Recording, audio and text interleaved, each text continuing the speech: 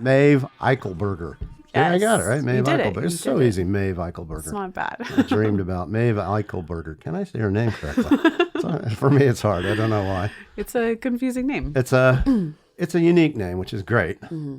And you were just telling me before this that Maeve was an Irish. Go ahead, tell them. Tell the world so they'll all know. Well, she was an ancient queen of Ireland. Yes. Defender of the meek and that's cool. Feisty. So I definitely have some of that for sure. When you were a kid, did anybody have that name?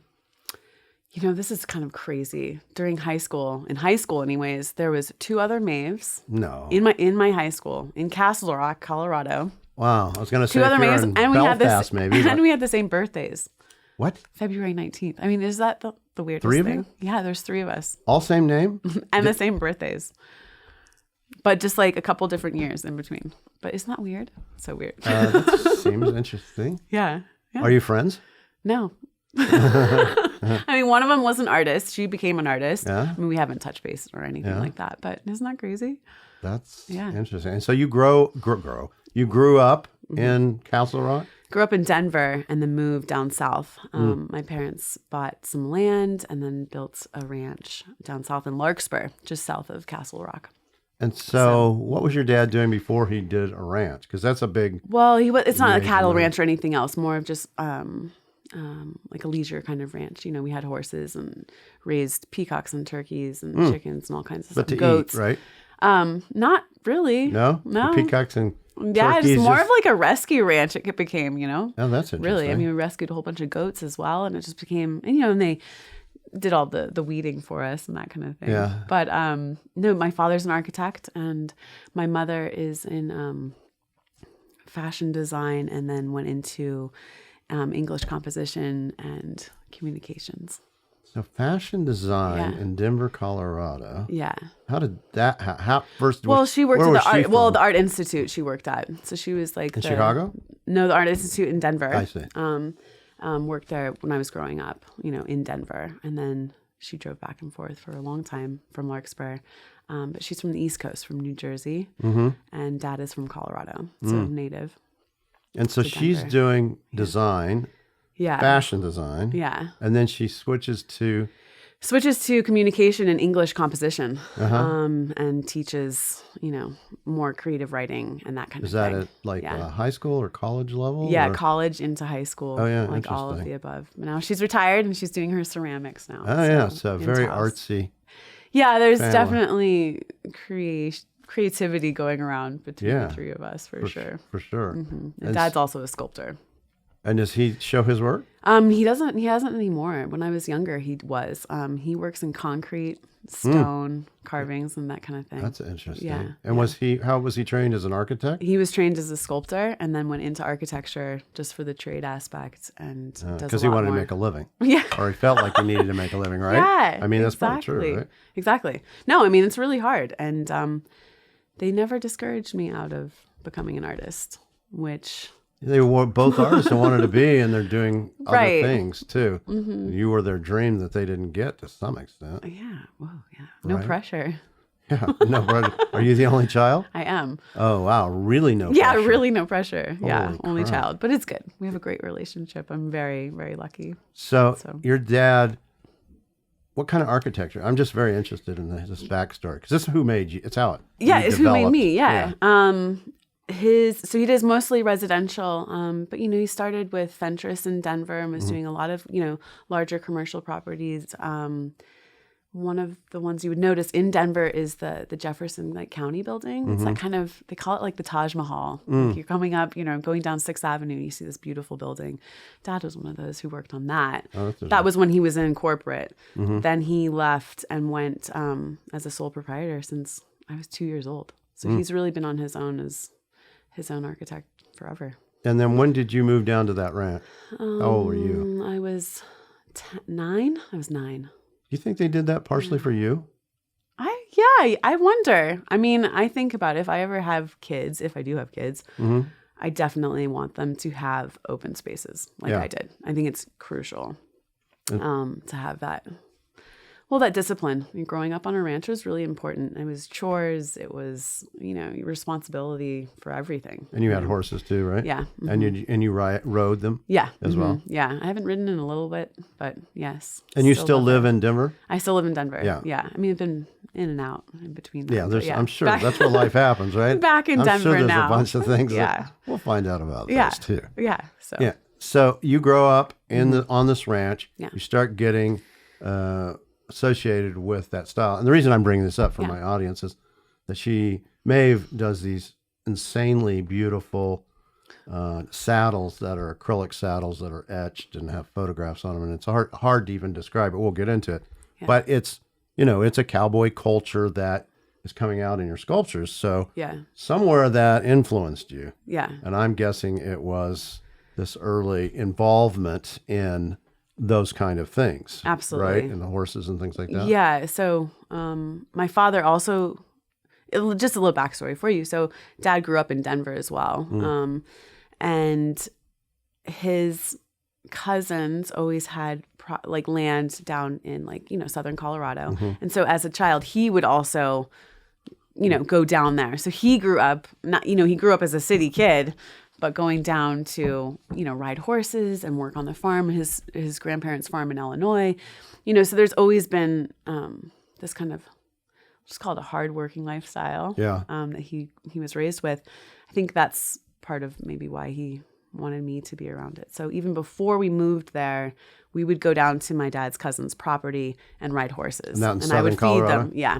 Mm-hmm. In Larkspur. Yeah. Just, very close actually by. So and it's been around for a while. Was his family from Colorado too? His mother was from Illinois and his father was from Nebraska. Mm. Yeah. Okay. So, but farming communities. I was going to say they've got that stock. Yeah. Right farming communities for sure. It's true. Yeah, no, that's exactly who you are. Yeah, exactly. And so you're growing up around this culture, and you go all the way through high school living in this more rural environment. Yeah, there was 2 years. Freshman, sophomore year. What are you, 14 through 16? I lived in Italy. Lived in Genoa. Okay. Italy. Well, no, that's cool. Yeah. Well, there's a reason for that. I mean, it's not the. Was that art related? No, that was just. I might have been getting into some trouble in middle school. My parents were like, "You got to get out of this town and understand that you're much smaller than you think, and the world is really big, and there's lots of things you need to learn." Yeah. So you went to boarding school.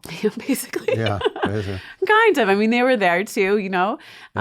But it was really to just open up those eyes a little bit, learn a language. Yes. And also you're exposed to art I don't know if you have, if you're into that at 14 or 15, or if it's just Bon Jovi. Now I would be more inclined. Then I think, you're thinking about different things, but we were constantly going into, churches. You're walking through history every day in those streets. So it was fantastic.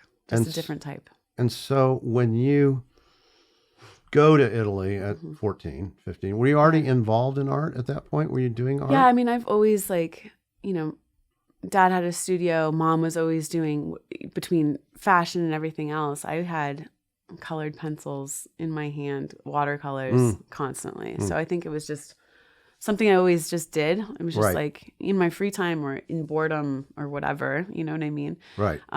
They would say, go make art, right? Yeah, well, they'd just be like, go draw something. Go look at that flower and go try to draw it. And I'm like, okay, you do it. And then all of a sudden it just becomes something you do constantly.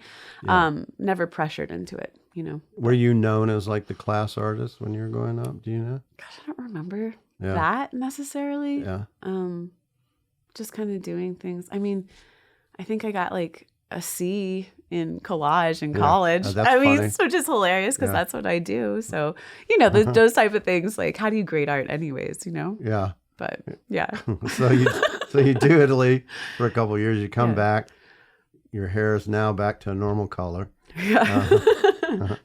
I understand. Yeah. And then you finish high school. Mm-hmm. And are you at that point going, okay, I'm going to go into art? Did you know what you wanted to do at that point? You have so many influences, especially with your mom.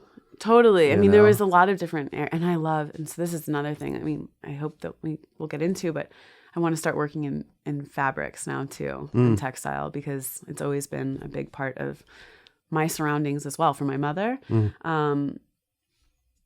Anyway, it's been flowing into all these things, but shoot, I forgot the question. No. Let's just stay on the question of the fabrics. They obviously took your mind to that point. Yeah. Well, plexiglass, what I'm doing with plexi is I'm manipulating something. Right. It's a rigid material that doesn't necessarily want to or isn't seen in a flexible manner. And so I'm manipulating it to be more like a fabric, like a leather. Yeah, it does look like leather and fabric. Yeah. Well, not only that, but I mean, on some of the saddles, you're putting photographs of fabrics. Exactly. Navajo textiles, right? Right, exactly. I mean, Navajo textiles, and then, photographing the saddles my father's collected for years, vintage pieces, and so the tooling, and so the etching, all of these influences of patterns have become just, I don't know, important to me. Yeah. And I love that idea of just like adding texture, Makes sense. So now I'm just like, I think I want to start to play with, and I've printed on silks before, had like hanging silk pieces. But I don't know. I need to explore it a little bit. I have all these ideas. You could take fabrics and also put them in resin and use the resin Totally. So they turn into be like this halfway thing between acrylic and fabric. Absolutely. So during my master's, I worked in resin, and I was hand drawing, and I was drawing on tracing paper, so I could still have that transparency and layers. But resin, I like resin, but it's toxic, and it also yellows over time. It drives me crazy. In fact, I wanted to talk about that too, because working with acrylics too. I know. Because you're heating them up, right? Yeah. I mean, so there's all that. Do you wear a respirator? I do wear a respirator. Yeah. And how about gloves? Yeah. Oh my gosh. I wear leather gloves. Yeah. I haven't really figured out like the best gloves, and I wouldn't wear like an oven mitt or something like that, because you have no feel. You have no dexterity. Like your fingers are gone. You know what I mean? So leather to a degree, and I heat that plexi up to about like 1100. I'm using a heat gun. It's pretty localized. How often times have you burned yourself?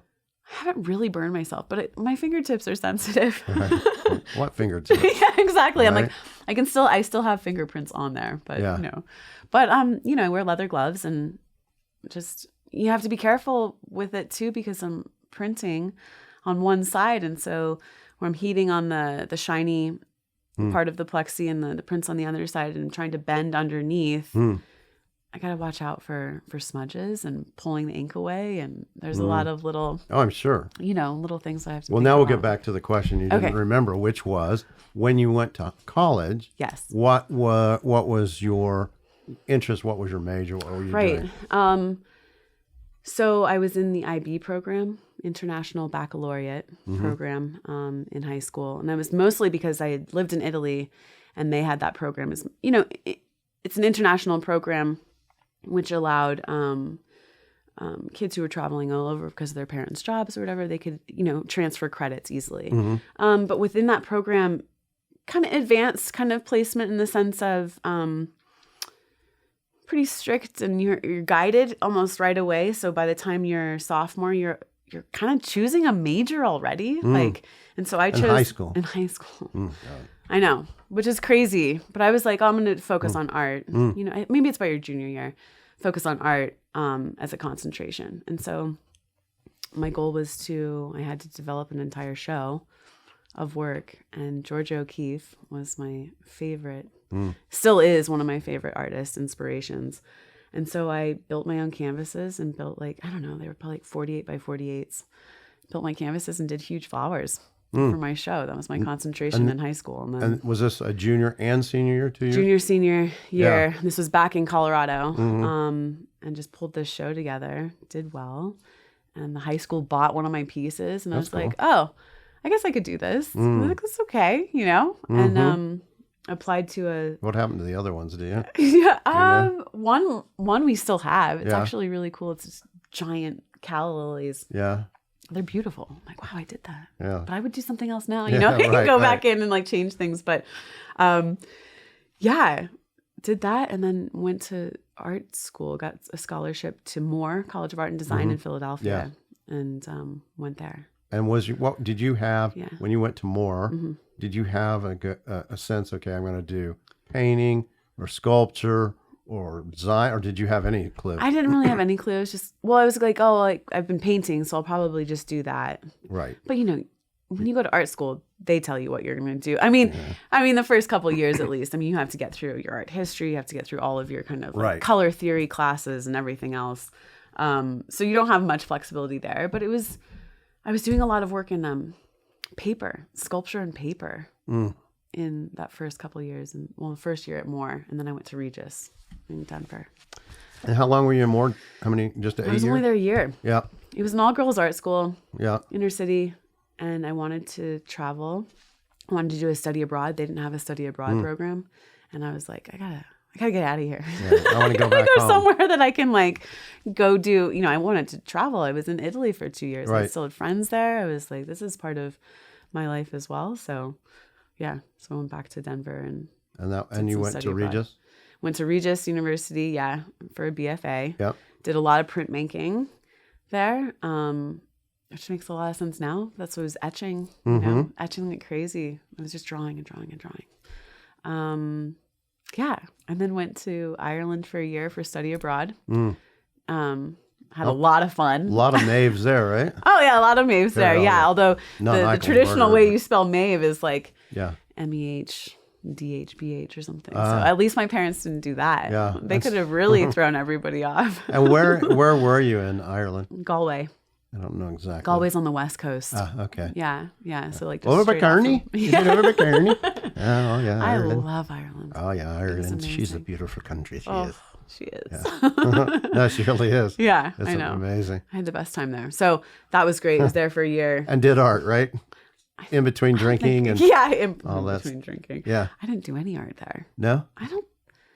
Did I? I was like working on Italian and working on, you know, learning all the pubs and you know. So it was not. I mean, I did a lot of things. Was that like your sophomore year? That was my junior year. Junior year. So you kind of took a break. I did. I took a break, and I have taken little breaks here and there throughout my career, even now.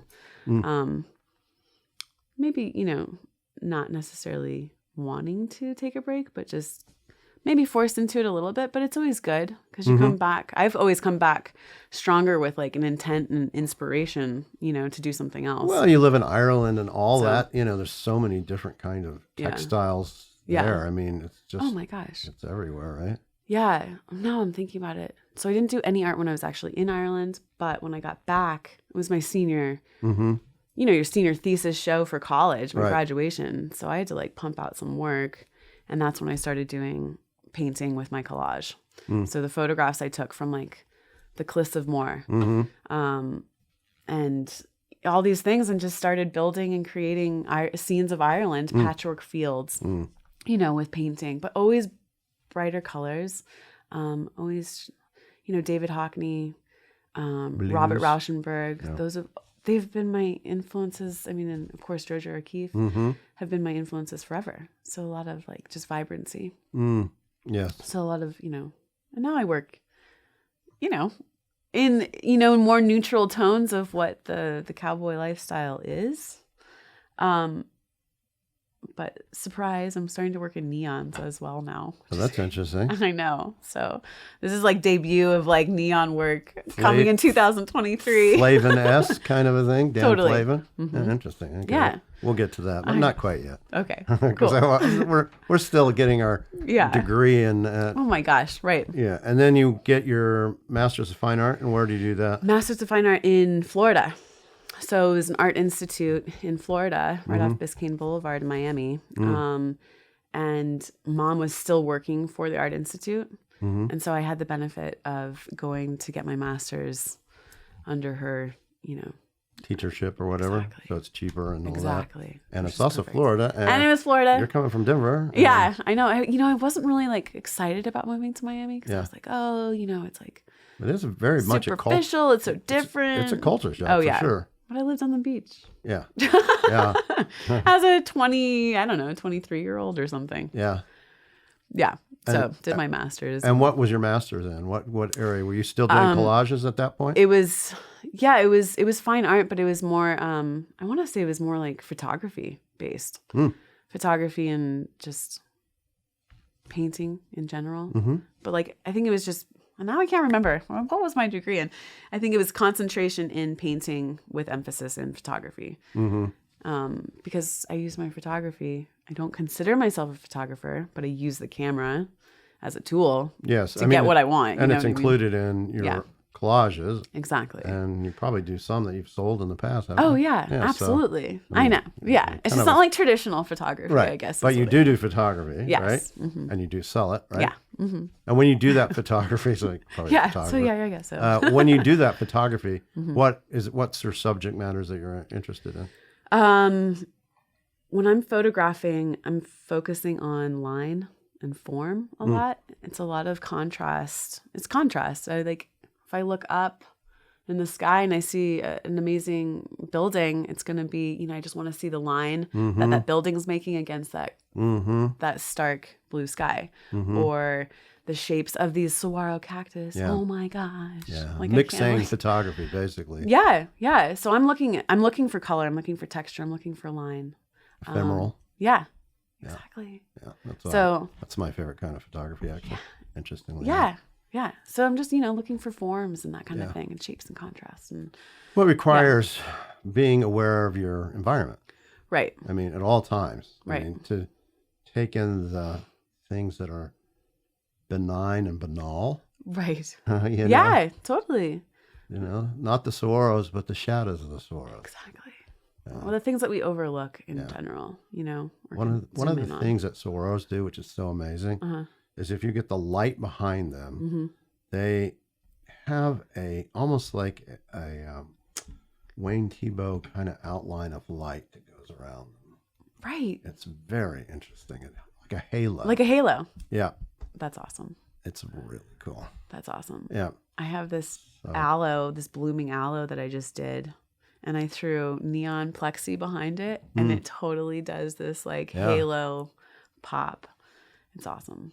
But now I'm going to have to, I'm going around after, our interview today, I'm going to go to the saguaros and just hike. Yeah. And look, I can't wait. So it's literally 3 minutes from here. I'm so excited. 3 minutes. Yeah. Yeah. And the water is going to be running. Yeah. Because we had snow in the mountains, which you'll see up there as well. And the trees will be turning yellow. Yeah. Even though we're doing this in mid-December. December? Yeah. Well, this is our fall / winter. We really don't have a fall. We have fall for a day and then winter for 2 weeks. And then we have... And then it's spring. Then spring. Yeah, just kind of nice. You're really right in the winter. This is winter. This is winter right now. Yeah. I love cold. Winter. Yeah. I put on my sweater today. Very cold. I know. It's kind of it's just a different environment. Totally. Anyways. So you get your MFA and so you're what, 23 or? Oh my God. Yeah. So what are you going to do? Yeah, I know, right? What are you going to do? Well, and I did my master's because I didn't know what I was going to do after college. I was like, well, now what? Like, am I going to get a job in my art degree? Like, what am I going to do? Yeah. And had you thought, what am I going to do? Yeah. And I was like, my parents were like, get your master's. At least if you get your master's, you can teach. Yeah. And I was like, that's a great... For all right. parents, 100%. At least you can teach. Art child with their parents is get the MFA, teach. Yeah. I mean, and I still do. Yeah. I teach at Regis. Yeah. I'm hired back from, as an alum, which is awesome. Yeah. Teach at Regis and then Rocky Mountain College of Art and Design in Denver. And it's been great. Yeah. And talk about good energy from your students. Right. And you can learn from them as well. Oh, constantly. Right. Anyways. They see the world differently. Yeah. I mean, even though you're still young, you're mid-30s at this point, but things change dramatically. Oh my gosh. In the way they perceive and take in information and art and everything's completely different. Whoa. Completely different. I mean, you didn't have a completely you didn't have a phone in junior high. No. I didn't have I think I had a phone at the end of high school. Yeah. That's about right. I didn't have to deal with Facebook. I didn't have to deal with social media. Thank God.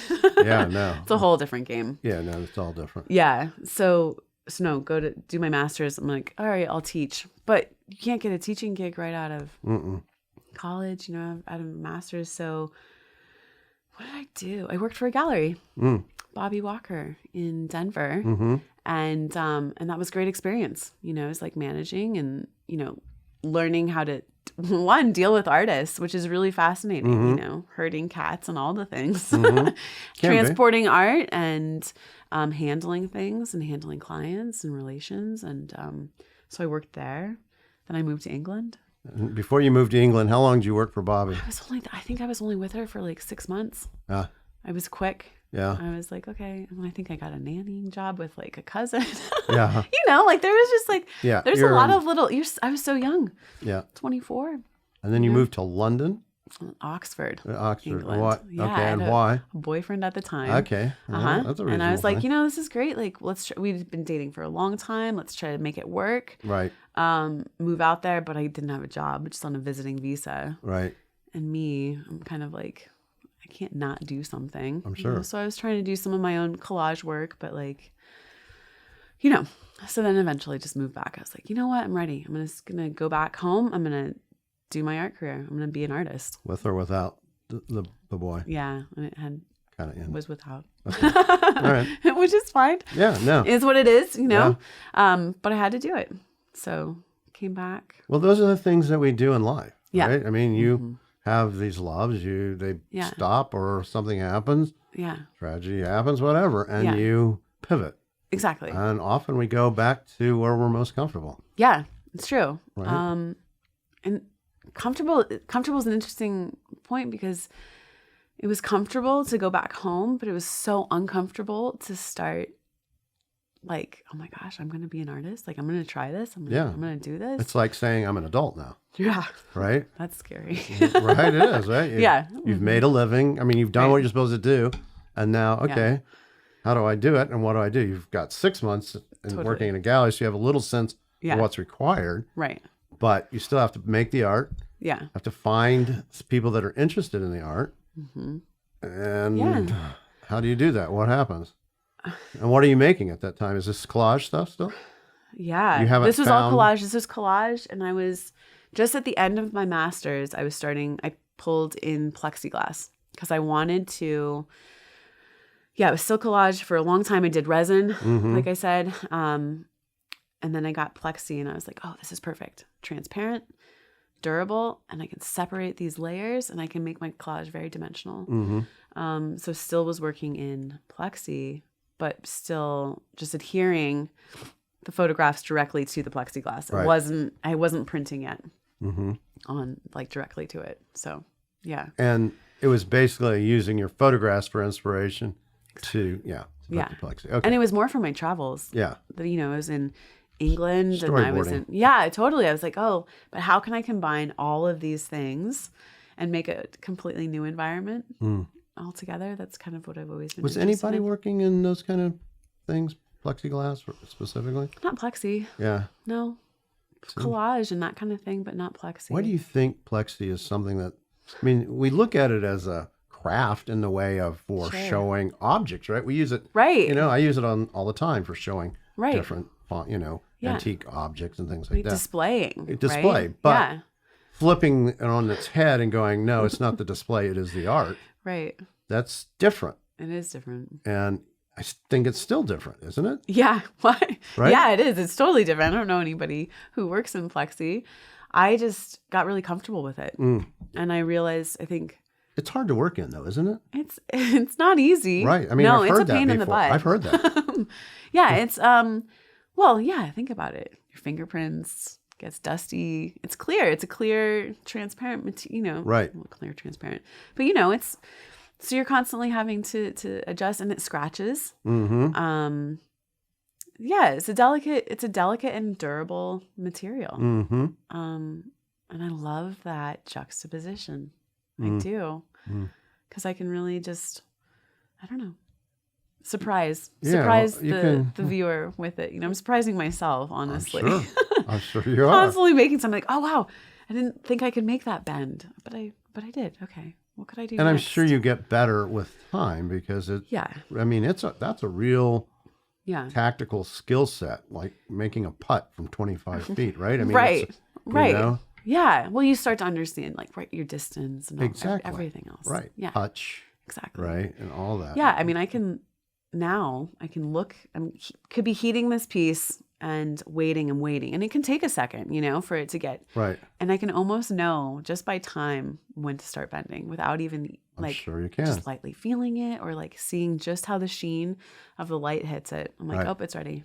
You know, like those types of things are really fun. Yeah, it's like a glass blower or something. Right. Yeah, I assume so. I have no idea. I've never blown glass, but I imagine. The same kind of thing. They can look and feel, and yeah, they know when to turn and to do the things that they have to do. Yeah. Did I know I was going to be a sculptor, though? No. Yeah. Did your dad know you were going to be one?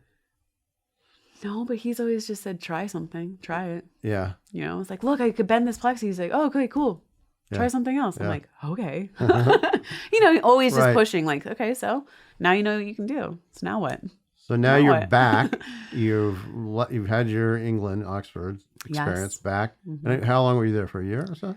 I think they kicked me out after 6 months. Yeah. That's your visa. That's limit. They were like, okay, we don't know what you're doing here. Right. Out you go. Right. Out you go, or find another guy. Exactly. Do it again. Yeah. And so you come back and now you start making art going, I need to make art to make a living. Right. And were you able to do that? Were you able to find a gallery? Were you able to find traction that you could actually sell your artwork? Not right away. Yeah.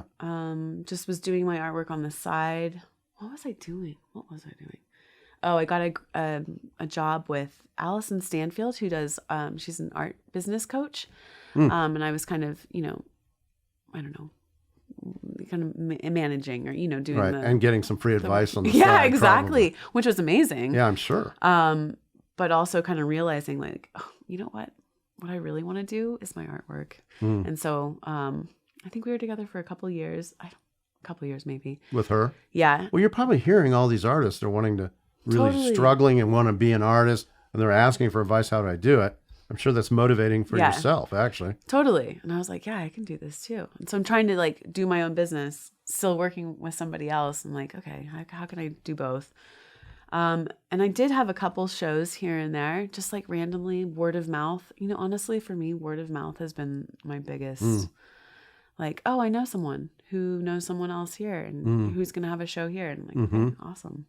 And then it just kind of has snowballed. Yeah, that is exactly how it works. Yeah. That's how it works in everything, actually. Yeah. Well, I know. I don't know why I'm so surprised. Yeah. So it was, working with Allison, and then moved on and applied for the Coors Western Art Show in 2014.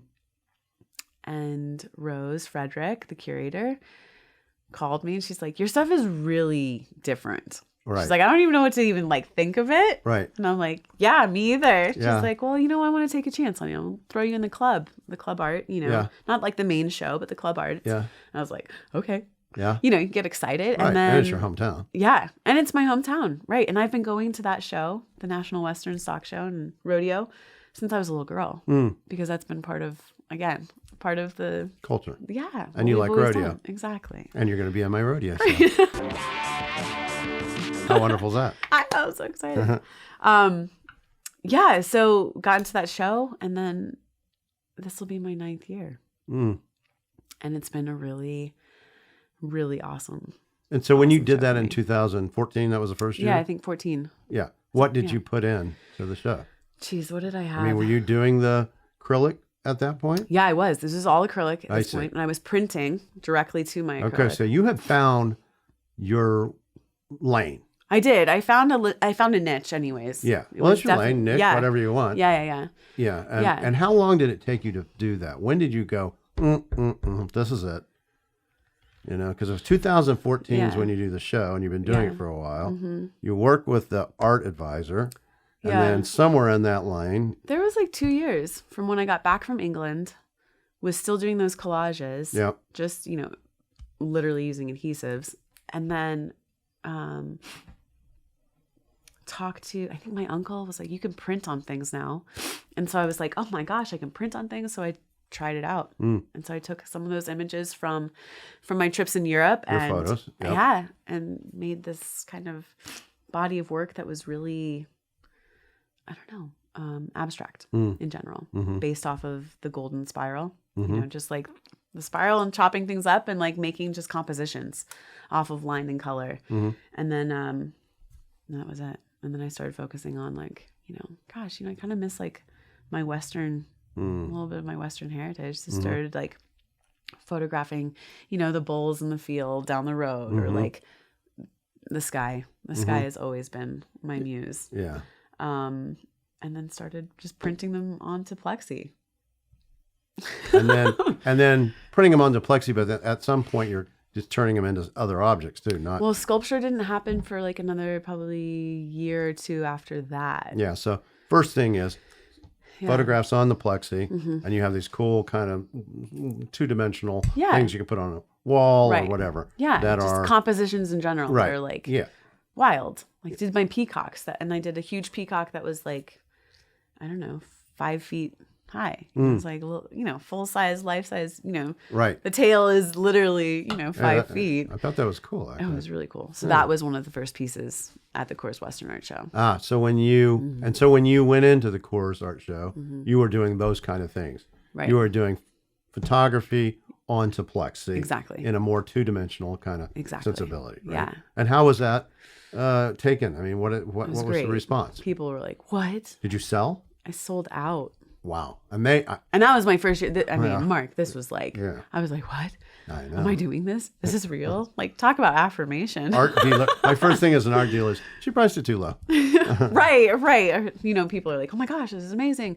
But then it's like, in my mind, okay, what are you going to do next? Right. So you sold out this year. So now what? You know? Right. And you got have to step up your game. Right. And do you have a gallery at this point yet? Or No. Did you get one from the show at all? I did, but not, I've only had representation for the last like 3 years is really when it started. That makes sense. You're mid-30s. It takes a long slog. It is. And I've worked really hard, I used this reference recently. I saw it, like it was a little meme or a GIF or something. And it's like a pyramid and it's like the pyramid's divided just at the top. It's like what other people see the work, and like the bottom is like what, it's the back scenes, right? It's like where the work really comes from. And it's all of these years of like pushing and doing social media and marketing myself and like applying to shows and all of the things, you work really hard. And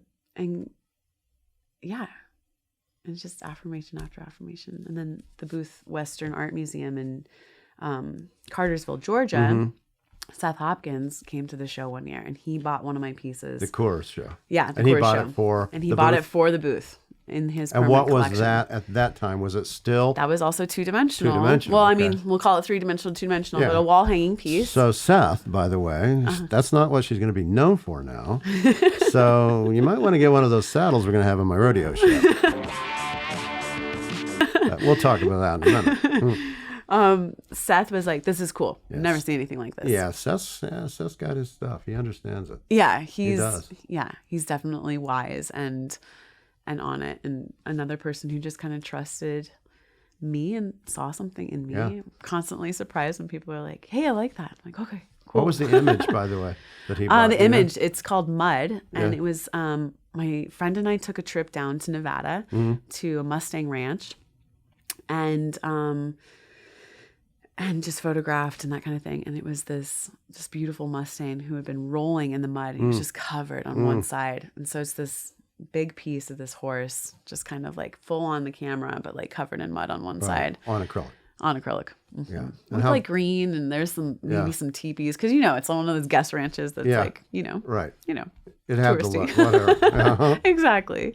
And so do you think the Coors Western show, when they started showing somebody like yourself, which is really kind of on the other end of the spectrum of what they would have ever showed, and you sell out, do you think that affected the way they go, yeah, maybe we need to think about this a little differently? Totally.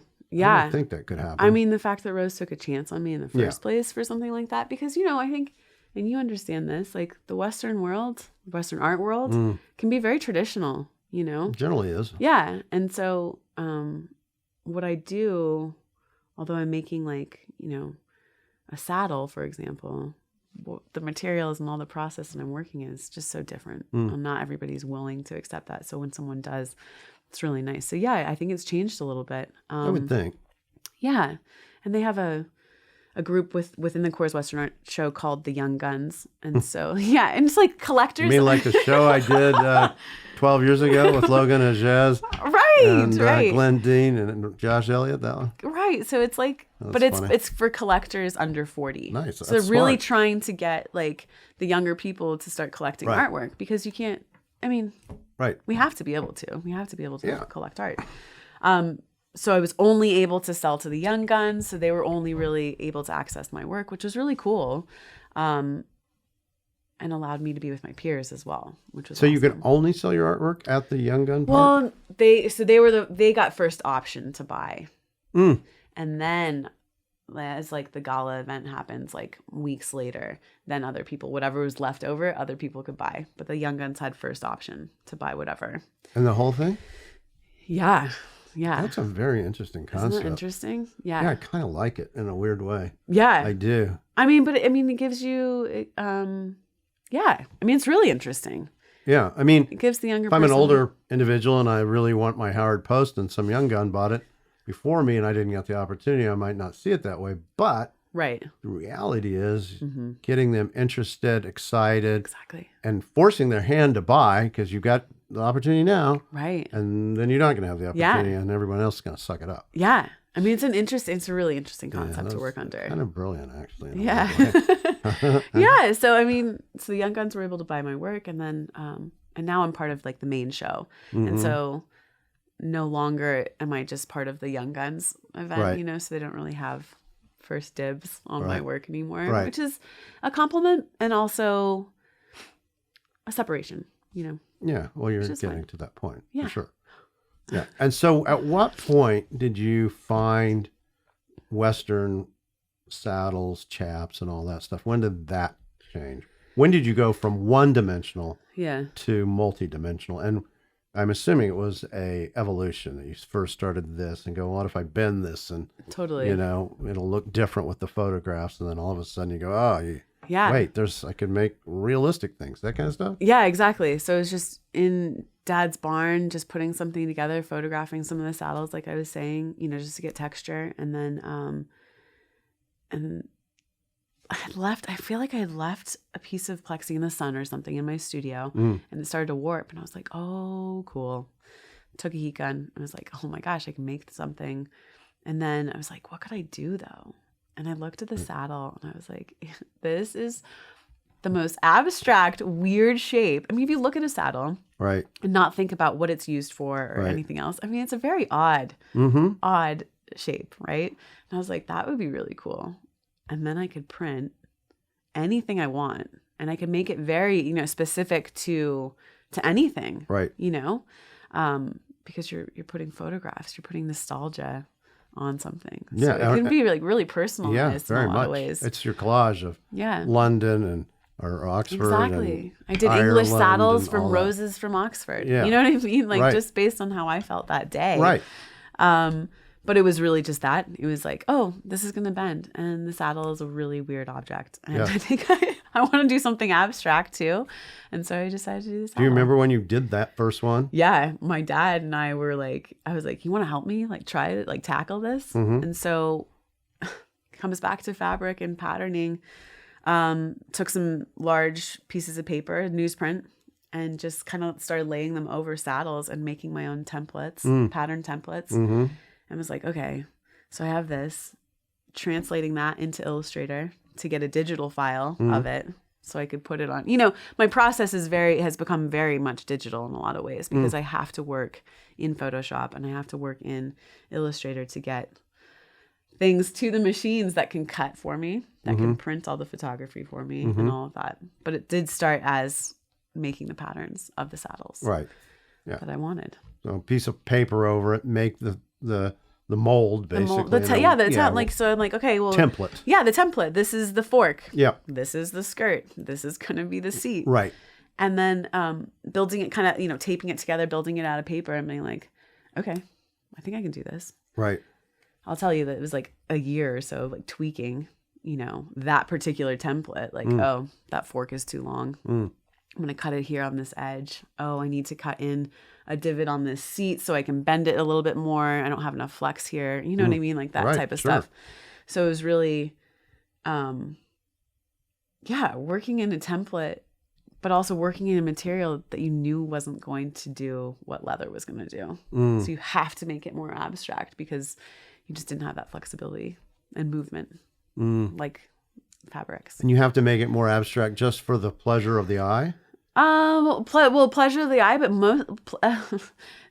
because it's hard to work in, you know, I mean, like I have to know that like, I'm not going to have this perfect, wrap from where the seat comes over the fork areas. Right. So in that respect, I know it's not going to be so perfect. So I'm just going to have to like step back and realize that like you're working in plexiglass. Right. And it's going to be a little bit more contemporary. Right. So you're going to go a little less realistic on this and have it be abstract. I get it. Do you know what I mean? I do. Yeah. And so you do the digital part. You have the template. Yeah. But when it comes to making this, it's you and a blowtorch or a heat right? gun. Or heat yeah, gun. the heat gun. That's it. Yeah. Right. You just heat. You know, and of course, there's all those years of trial and error, figuring out like, oh, that was too much heat. Right. Oh, just bubbled that. Oh, just smeared that ink. Like, there's another, you know, couple $100 down the drain. You know, whatever. Yes. Just figuring it out, and then going with it. And then now I make different templates, different types, styles of saddles. Right. Big Texas skirts that were used on the trails and the plains. You know what I mean? Nice, beautiful parade saddles that have like a gorgeous curve. Some that are even more like feminine. Right. You know what I mean? With ruffles or something else. I can go on forever. But so when you go to places like historical museums or maybe, I don't know if you've been to Western Spirit in Scottsdale? I haven't. Oh, yeah. So they have a whole room of saddles and spurs and all sorts of things. Right. I would assume you walk in and just get massive inspiration. Oh, totally. I'm constantly like, click, click, click, click, you know, with my phone, just like, okay, this is cool. This is cool. You know, and also looking at the tooling that they're doing too. Like, oh, wow, that's really, that basket weave, that's beautiful. Yeah. How can I make an interpretation of that? Yeah, because you do that. You take it and you do sgraffito or tooling. Right? Yeah, yeah. Well, yeah, it would be sgraffito essentially. And pottery. Yeah. Exactly. Same kind of thing. Yeah, same kind of thing. Yeah. So. And so when you start a piece, you specifically go, okay, I'm making this saddle. You have to have that sense, right? Yeah, totally. I'm going to make a parade saddle. Right. Okay, cool. Well, you're going to do some tapaderos and they're going to be this long. And then I'm kind of influenced by maybe imagery, maybe not, you know, maybe just tooling inspiration or, but yeah, the style comes first and then. Yeah, I was going to say. Then the content. Does the content come as the piece is being built or after it's done and then you go, now I need to do this? Like when do you do the printing part? Well, you do the printing before you even do the bending. So I guess the concept has to come before to a degree. Right? I mean, it all kind of comes at once. Like, okay, I'm going to do a lady's saddle. Yeah. Okay, cool. All right. So what's going to be on your lady saddle? Well, you don't have to do flowers just because it's a lady. No. Right. Maybe you just change the style of the saddle to make it more feminine. And then I decide on the photographs. Yeah, because I print and then I cut right after. So yeah, it's all kind of at the same time. Yeah. I'm just going with it, gut instinct, you know, like this is going to work. Do you get there sometimes where okay, I've got the photos. I know what I want to do. Yeah. You print and then you go, no, there's something else different here. I need to, you know. And sometimes I just build it anyways. And then I'm like, okay, but I want to do something else. Yeah. Do you ever scrap them?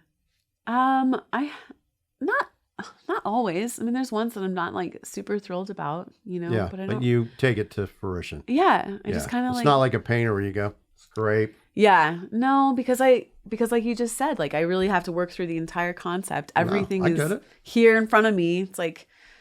Plus, there's a lot of time and money, right? Yeah. I mean, if you scrap that, any part of the plexi, it's toast, right? You can't use it again. Yeah. Totally. You have one shot at it, right? Kind of. Pretty much. Yeah, right? pretty much. And especially if it's printed on.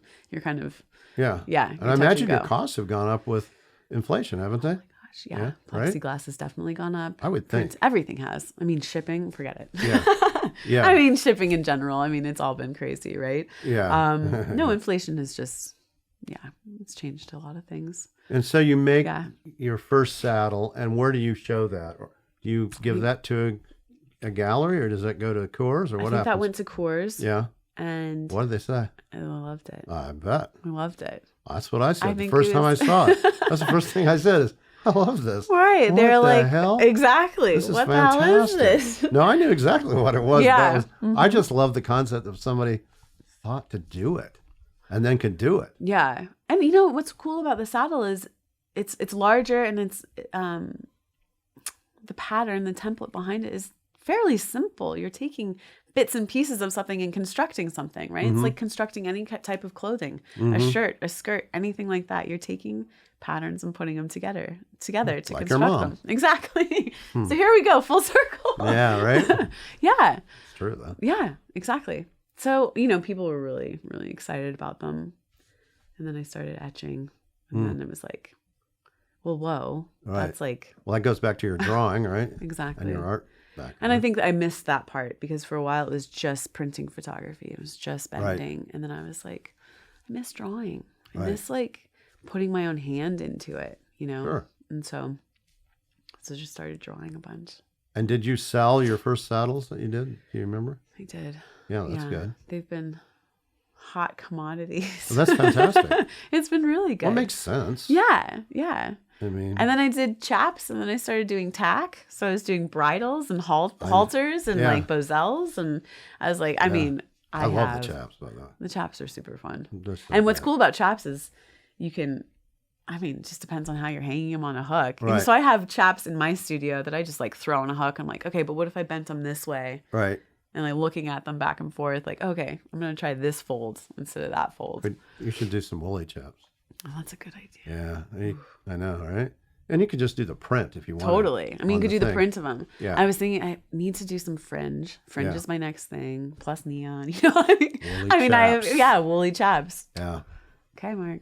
So I'll give. Might get a pair of those. Well, I'll tell you where to get them. This is going to be my plug for Brian LaBelle's Western show, High Noon show. But he has a High Noon show in I think it's like January 22nd, 3rd kind of thing in Phoenix. Oh, cool. It's actually in Tempe, I think. Yeah. Chandler, one of the two. Sorry, Brian, I don't remember. But I mean, they have all. You really should go actually. Yeah. Because it has all the Western dealers that deal in antique chaps and spurs and saddles and guns, just everything. Yeah. Right? Yeah. And I mean, first of all, you get massive inspiration. Second of all, you can go buy things for your work. Totally. And write it off. You get to write it off legitimately. Right. And that's actually a good point. And I actually think an interesting thing to do from my standpoint would be to do, let's say, the woolly chaps. Yeah. And then you sell them together. Oh my gosh. Yeah, you have here's my inspiration, the real, and this is what I did. Right. This juxtaposition of, old antique functional to, inspiration, and this is where we are in America. Yeah. In Yellowstone 2022 kind of thing. Like, this is our new West. This is our new West, right? I mean, it is our new West. Mm-hmm. Totally. So, I mean, that would be great. That would be beautiful on a wall together. Plus, boom. It would. See it. Yeah, no, I could see the whole show. Yeah. Honestly. I mean, I could see the whole show. Every one you could do. And same with the saddles and the whole cabal. Yeah. I mean, it's a museum show, actually. Interesting. Right. It's a one-person show. I love that. You'll have to work toward it, but it would be a great one-person show, honestly. Yep. I'm going to work towards it. Yeah, it would be a cool show. Seth, yeah. You hearing that? Seth, are you hearing this? First to buy or material. It would be an amazing show. It would be really cool. And quite frankly, you don't, in certain museums, you don't even have to buy anything because you can just use their objects they already have and you do yours and they get to show, the components. I knew this was going to be a great collaboration. Yeah. I wish I could do it. I wish I could be the artist, but I can come up with the show ideas because that's what I've done for 30 years. Oh, I love it. Just like the show we're doing, So we're doing this rodeo show. Which I'm really excited about. Me too. I really am. Mm-hmm. And I was looking on the internet, trying to see what else is out there because I don't want it just to be these very tight paintings, know. They're in there. Yeah. I'll have a Charlie Russell, Maynard Dixon. I have, I have all those kind of things, but I also want the Billy Shanks, Totally. The Maeves, and I saw your work and oh my God, what the hell is this? This is just so over the top great. Yeah. And I called you, or I emailed you, I think. You did. I know it took me a hot second to get back. Sorry. Yeah, I was like, my thought is, I guess she doesn't want to do this show. Maybe she didn't get it, doesn't see it. I don't know. I've never met you. Yeah. So it's been a busy fall. We'll just say that. Well, that's good, right? I mean, and it's been busy because of things you're doing, right? Totally. I mean, just between commissions and other things, commissions are doing really well too. Yeah, and so how does that happen? Is that through your galleries, or is that through the internet and Yeah, Instagram? a little bit of both. All of it, honestly. You know, to be quite honest, I hate to say it, but social media works. Yeah, no, it definitely works. It definitely works. So, That's how I found you. Right. So people finding me through social media. And then the commissions, it has happened through the galleries before. Like, oh, we have a specific ranch and we'd love the photographs from our ranch to be on this. Right. Cool. I'm always down for something like that. And do you go and do the photos yourself? Yeah, I usually do. And then unless somebody has like, oh, we have a property in like Hawaii or something, right. like, well, we'll send that you. One you would go. You go. I would definitely go to that. Yeah. But we'll send you photos, you know, those types of things. It just depends on what people are after. I just did a really big commission, super fun. We did herons, like 3 panels of herons that are just like built out from the wall and really beautiful. So the plexi is the heron that comes off. Yeah. So the heron, if you can imagine like a heron divided, well, they're standing, kind of Japanese style. I got it. Very, like on a silk, Yeah. just standing together, grouped. And then I kind of basically broke apart the bird into like wings, into legs, into like body segments, and then layered those. So those are each cutouts, and then they're built out into space. They come about like 6 inches out into space. Are they full-size herons? 'Cause those are tall birds. They are tall birds. No, they're probably, I mean, those pieces are 3x4 panels times 3. So they're fairly big, but they're beautiful. Yeah. On a frosted plexi, so it's just kind of very elegant. And was that through a gallery or was that through That was just a private commission And they residence. said, hey, I want to do some heron. And you go, well, it started as horses. Yeah. She's like, I want to do some horses. And she's like, well, actually, the theme of our house isn't very Western. So can you? Right. And back to the drawing board. I mean, we worked together since April. Yeah. On planning and figuring out like, okay, what's the imagery we want to work in? But the horses is what she saw on my website. And the horses were inspired. Same kind of idea. Mm-hmm. But the horses were inspired by Edward Muybridge, you know, who did the Horse in Motion. He was the first one. The first one to exactly. Right. The bet was, do the horses do all 4 legs of the horse? When do they come off the ground together? It's really at a point, not in a stretched out position. No, that's correct. Right. Yep.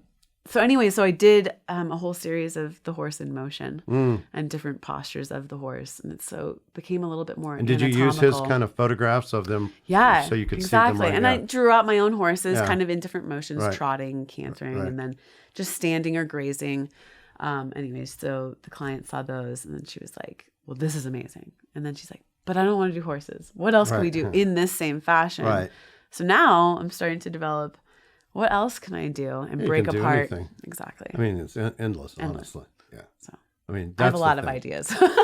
No, I'm sure. Well, I would. Yeah. I mean, you have a life's work already, right? I mean, I can see it. Totally. It's like, okay, I can't finish all the things that I could come up with. Right. Exactly. Right. No, it's just that becomes a problem in some weird ways. You have to go. I'm like, well, I have so much to do. What do I focus? What interests me? You know, the beauty is if you can sell herons and saddles, that means you can probably do what you just want to do as a with your creativity and not have to be pigeonholed as like, I'm the saddle girl. Totally. Whatever. And I don't want to be No, I'm sure not. By any means. I love doing my Western work and I love the Western lifestyle and everything else, and I did herons too because I was like, well, our herons are migrating birds. They come through Colorado. They come through, they come through everywhere. So there's a million things I want to do. And how big can you do these? That's the question. So that blooming aloe I just told you about that I did, that was 7 feet. Yeah. But can you do like 20 feet? I mean, I'm not going to say no. Yeah. I think I could do it. Absolutely. I mean, there's ways to do it. I think I just don't know how to do it yet. Yeah. I just haven't, problem solved it out. I mean, for big, it's harder. I mean, a sheet of plexiglass comes in 6x9. A printer, I think my printer that I use is like 10 feet by 20 feet. So you're limited to some degree of what technology is already, built up. But if you're working in pieces, I was going to say, of course. I mean, and this is where it comes to different materials too. Yeah. It doesn't always have to be plexi necessarily to still get that same idea of layers. And just wondering if you can do something like 30 feet, like for a museum, exhibit. Let's say yes. Yeah. Yeah. I mean, it would be very interesting. Yeah. Yeah. Is there anyone doing any of this stuff out there that you know? I mean, there's people doing big pieces. Yeah. You know, I just haven't, I don't know. Of plexi though? People? Not plexi. No, that's what I'm talking about. Yeah, not plexi. Nothing I Yeah. know of plexi. I know.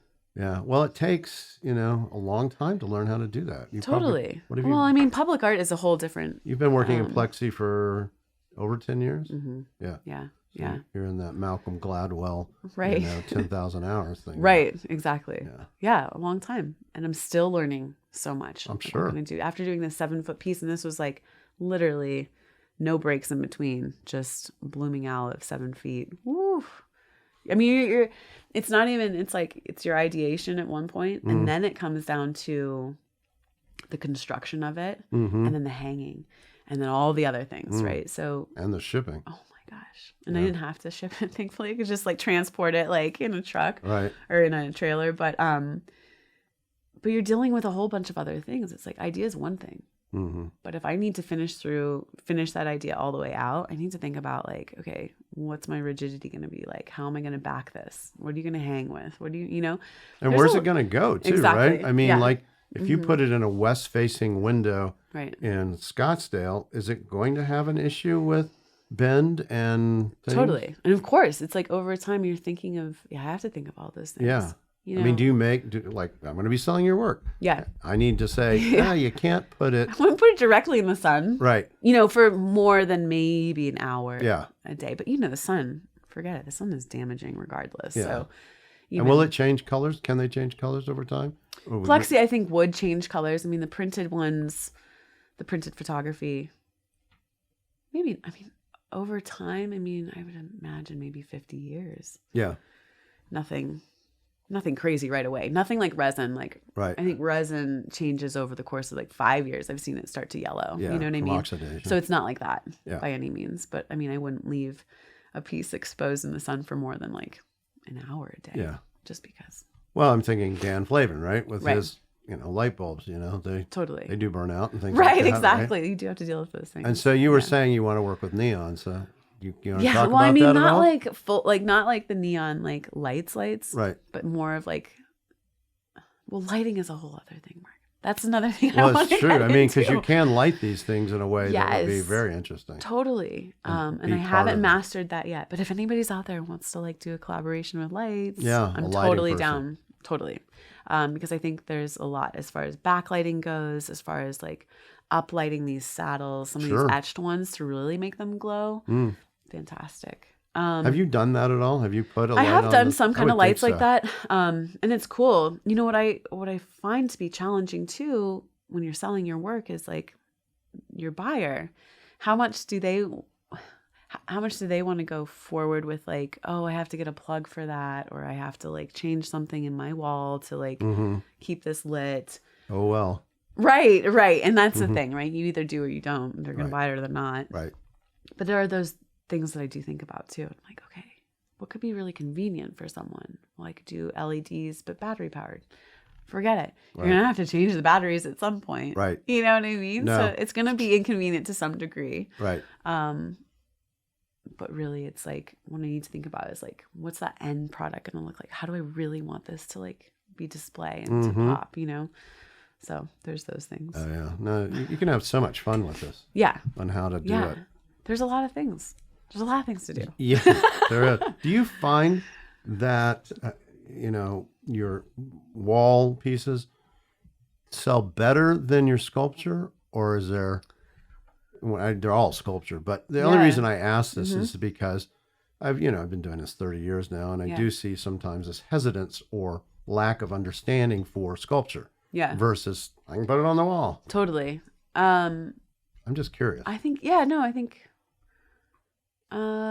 it's like half and half, to be quite honest, because it depends on the space that they have. Right. A lot of people are like, full size saddle, where am I going to put that? Right. But I do minis that Right. are like stand on a tabletop, they're only 22 inches in Right. height. Is That's a little bit more accessible. Is each one of one or? One of one. Yeah. So none of them will have they'll all have a different photo or something, They'll right? all have a different photo. They'll all have a different etching. Yeah. A different acrylic. Yeah. All of it. Yeah, everything. Yeah. Or a style for that matter, right? Like I was talking about the styles. And do you etch your name in it on the? I do, yeah, on all the stirrups. Yeah. And Less, do you title? less stirrup. Are they? Are each one titled? Do you title your? I sculpture? do title. Yeah, I do. You know, I love titling. Yeah. Because that's kind of where the play and my yeah, I would see that. The play for me comes in because of language. I think language and art. Yeah. Here we go. The language is so amazing. We have so much, flexibility, and I can add my humor into it. For example, I just dropped that saddle off it's a fork down. The one on the ground. Yeah, the one on the ground, and I printed a yucca like on the underside of the skirt, and it's like on the underside of the skirt. So right, I call it never see it, right? You'd never see it, but I call it slow poke. I mean, if you think about it, you're sitting on a yucca, so it would be a slow poke. You know what I mean? So there's like those types of things that like I enjoy, you know, and I want people to understand that humor and like have a takeaway. And it doesn't have to be so serious, you know. Do you have that title before you're finished?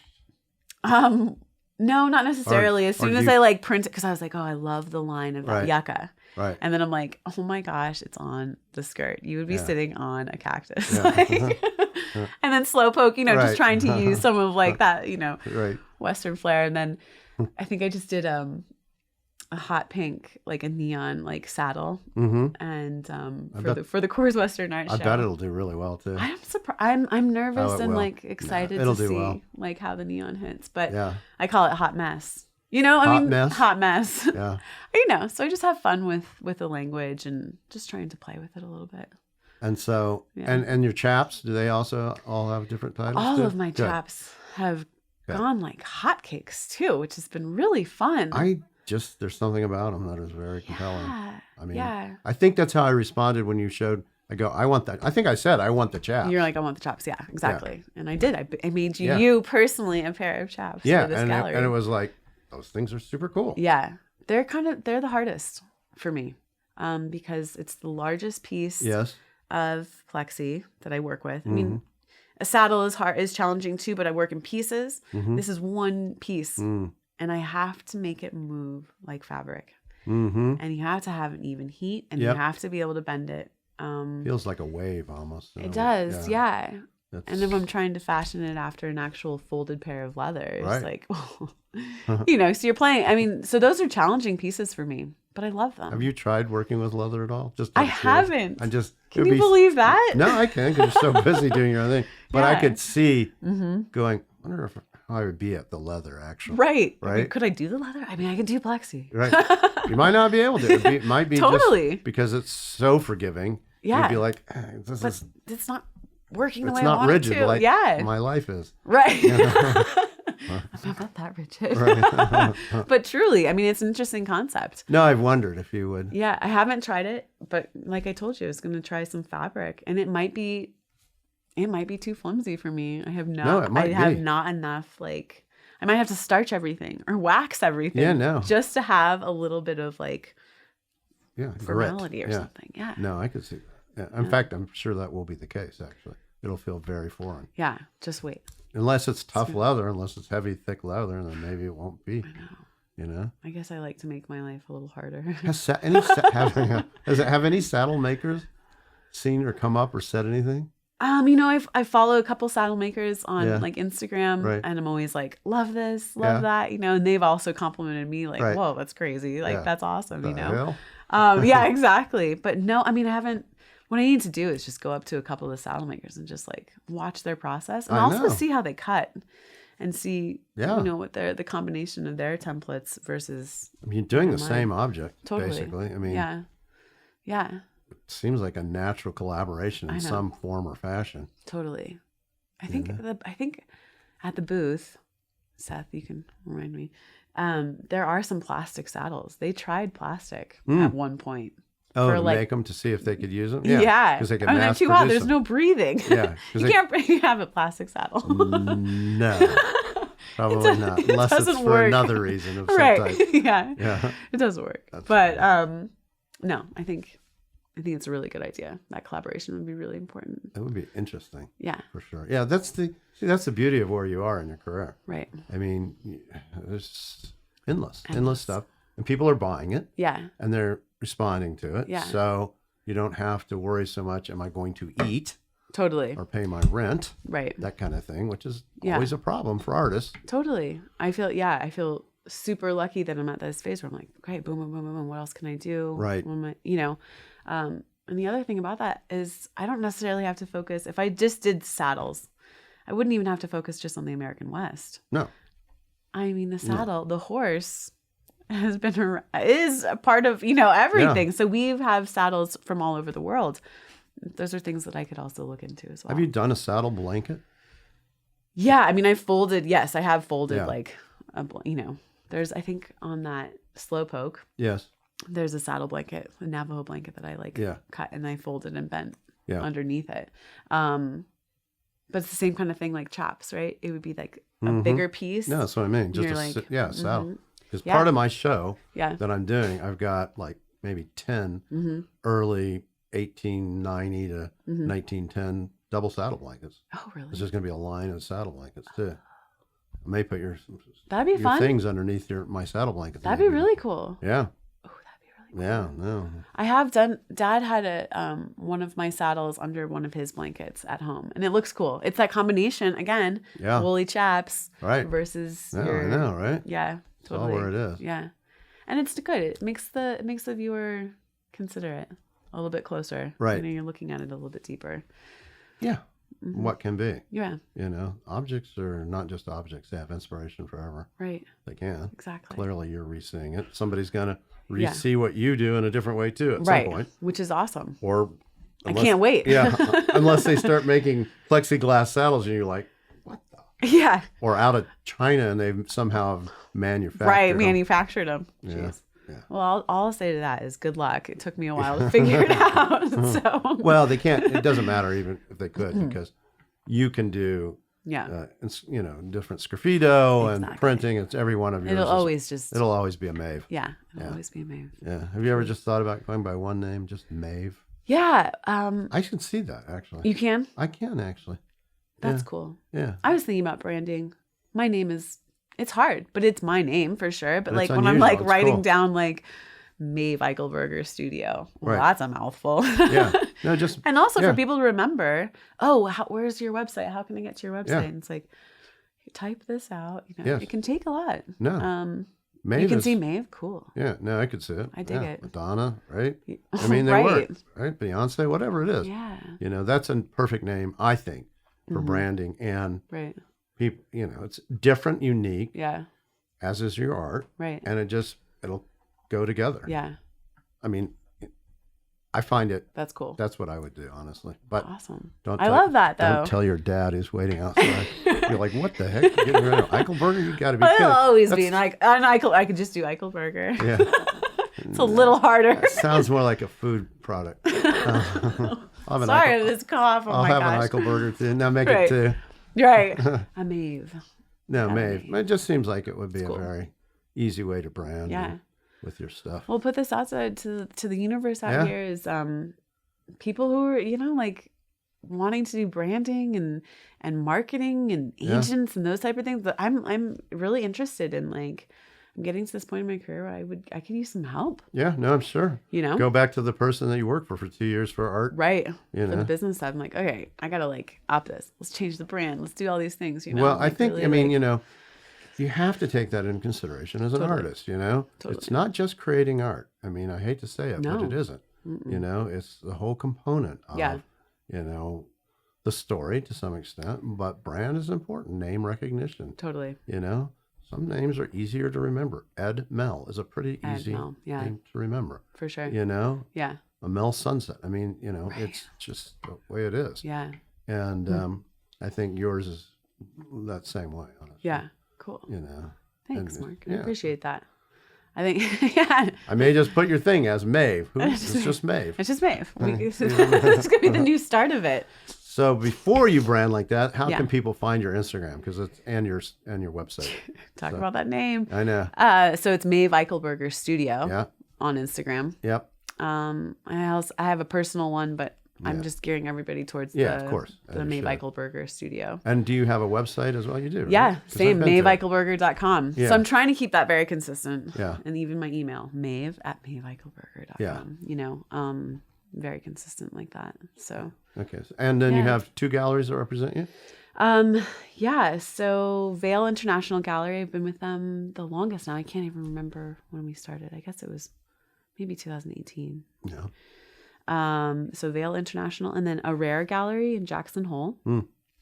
And then Vaughn Art, I think it's Vaughn Art Gallery or Vaughn Art Agency in Austin, Texas. Just took on some of my English saddles. I did a series of South African prints, which has been really fun too. Kind of at this point, you can barely keep up with what's going on. Yeah, I can't.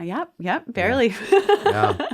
This is cool, Mark. Like this interview, this show for you, like all of this was like my last really, really big push before the holidays. And Right. I'm so thrilled to have it like, come to fruition Right. and be here and like see it, it's awesome. Then it all starts again. Yeah, it does. Right.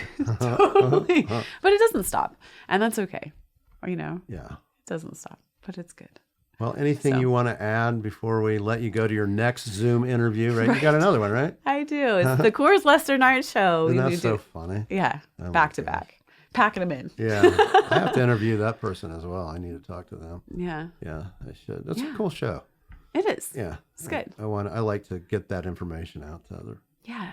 to It's a the really world. good show. Yeah, it is. It's been awesome for me, for It's sure. been awesome for a lot of people. I think Howard Post really Yeah. helped him in a lot of ways too. Yeah, and I've made some amazing friends. And when is that Artist show? fairs. This is January, right? January, the first week. So National Western Stock Show runs from, I think, January. Geez, I don't even know. It's the first 2 weeks of January anyways. And that show is it's only up during Stock Show. Yes. And then it comes down.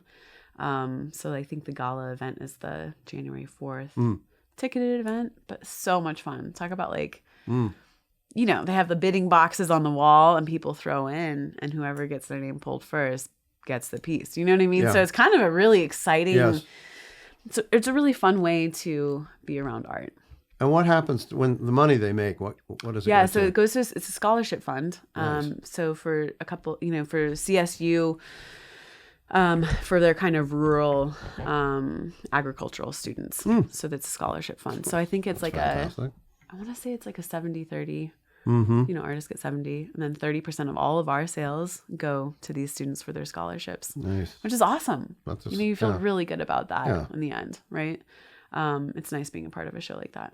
That's great. So, yeah. Well, and I'll just call you Maeve from now on. Maeve. Hey, Maeve.